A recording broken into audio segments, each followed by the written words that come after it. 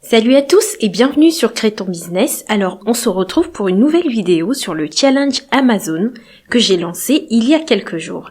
Alors si vous arrivez et que vous ne savez pas, vous ne voyez pas du tout de quoi est-ce que je vous parle, je vous invite à regarder la vidéo qui apparaît sur votre écran. Alors dans cette nouvelle vidéo, je partage avec vous la deuxième étape que j'ai franchie, à savoir la validation des marchés Amazon.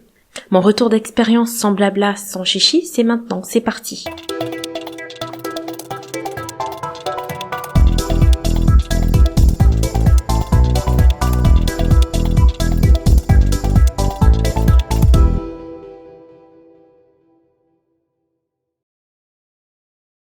Alors, comme je vous disais il y a un instant, dans cette vidéo, je partage avec vous comment j'ai pu valider les différentes marketplaces sur lesquelles je peux vendre et comment j'ai pu faire face à un petit blocage que j'ai eu à rencontrer sur certains marchés. Donc, c'est ce qu'on va voir aujourd'hui. Je sais que la semaine dernière, je vous ai partagé comment j'avais pu valider le compte Amazon.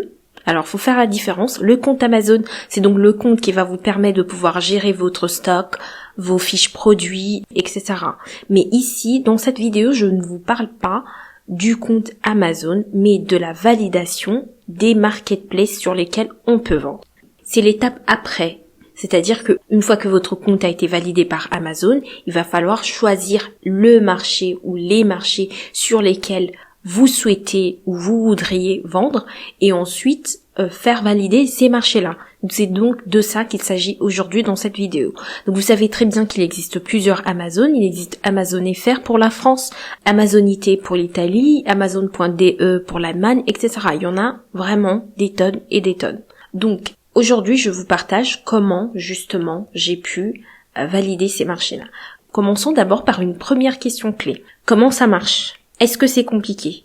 Je dirais que non, ça ne l'est pas forcément, mais c'est un peu subtil la notion de marché sur Amazon parce que j'ai retrouvé, je parle de mon expérience, des blocs, des gros marchés, c'est-à-dire on s'est segmenté plutôt par région, je pense. Il y a donc le marché européen, il y a le marché nord-américain, il y a le marché sud-américain, il y a le marché asiatique, etc. Et donc il faut sélectionner un marché. Et c'est la notion de marché par bloc que j'ai trouvé qui est un peu compliquée. Par exemple, on a le marché européen. Dans le marché européen, on a plusieurs pays. Alors que moi, par exemple, j'ai juste envie de vendre en France. Mais je dois sélectionner le marché européen. Vous voyez un petit peu, c'est là où ça devient un petit peu compliqué.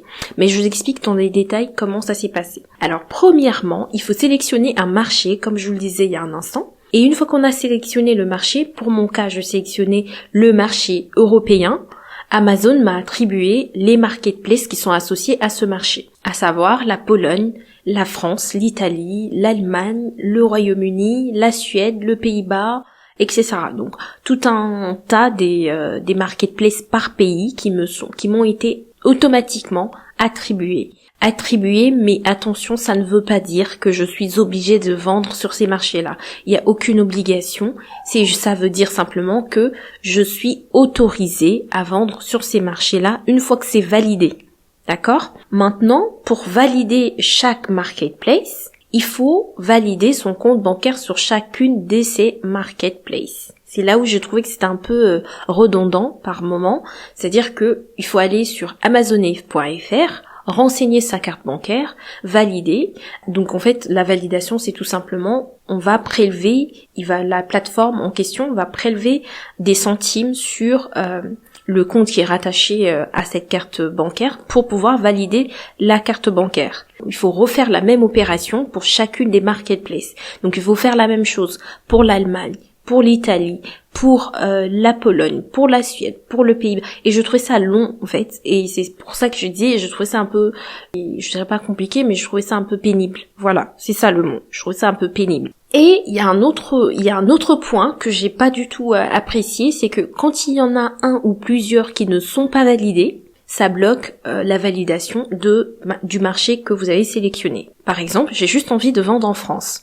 Donc, alors comme je vous l'avais dit la semaine dernière, moi j'ai utilisé juste ma carte perso de la banque postale, ma carte Visa. J'ai renseigné sur la France pour la valider, elle est passée, ça a été validé. En Suède, ça a été validé aussi, en Pologne aussi. Par contre, ça n'a pas été validé en Italie et en Allemagne. Et donc je me suis retrouvée bloquée. Je n'ai pas pu valider le marché européen parce que l'Italie et l'Allemagne avaient décidé de ne pas valider ma carte bancaire sur leur plateforme. Alors que moi, je m'en fous en fait de l'Italie au final ou de l'Allemagne, j'ai juste envie de vendre en France, étant donné que là en France c'est validé, limite c'est plus mon problème en fait. Mais en fait non, c'est un marché européen, dès lors qu'il y en a un qui refuse de valider ton compte bancaire, même si tu n'es pas obligé de vendre sur ce marché-là, ça empêche quand même que ton marché, le marché que tu as sélectionné, soit validé. Et j'ai trouvé ça bizarre. Donc, voilà le souci que j'ai eu à rencontrer. C'est-à-dire que l'Italie et la France n'ont pas accepté ma carte Visa de la Banque Postale, qui est pourtant une carte Gold. Et ça me permet de faire une transition sur la deuxième partie pour vous parler justement de comment j'ai pu faire face à ce blocage sur le marché italien et allemand. Alors, donc, c'était quoi le problème déjà ? Apparemment, je dis bien apparemment parce que je ne suis pas sûre, selon les informations que j'ai pu trouver à gauche et à droite, apparemment, l'Italie et l'Allemagne sont plutôt des marchés plutôt Mastercard. Et le fait que moi, j'ai renseigné une carte Visa, ça n'a pas été validé. Apparemment, c'est pour ces raisons-là. J'en suis pas sûre, j'en suis pas certaine. J'ai pas trouvé d'autres explications. Il y avait personne pour répondre à ma question. Donc, je peux dire que c'est peut-être pour cette raison-là. Maintenant, comment j'ai fait ? Donc, pour résoudre ce problème, j'ai donc ouvert un autre compte bancaire en ligne pour aller vite. Et j'ai choisi Conto, la banque Conto. Vous pouvez sélectionner une toute autre banque en ligne. Ou toute autre banque, tout simplement, pas forcément en ligne, mais moi je l'ai fait en ligne parce que je voulais que le process soit un peu plus rapide.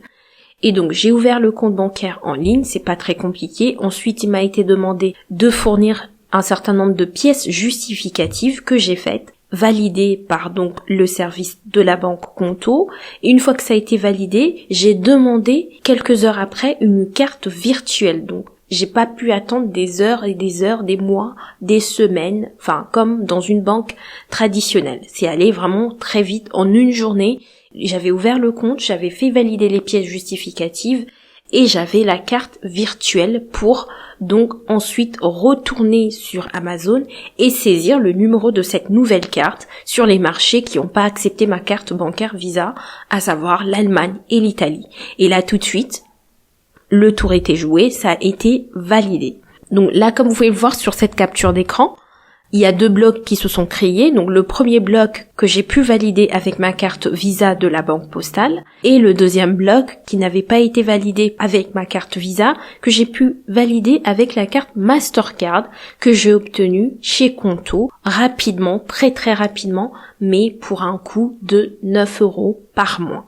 Donc voilà un petit peu ce qui s'est passé pour cette validation des marchés. Donc j'insiste encore une fois, c'est que je suis autorisée à vendre sur ces marketplaces, c'est-à-dire Amazon.it, Amazon.de, Amazon.es, mais je ne suis pas obligée. Là où j'ai trouvé que c'était bizarre, c'est que je ne suis pas obligée de vendre sur ces marchés-là.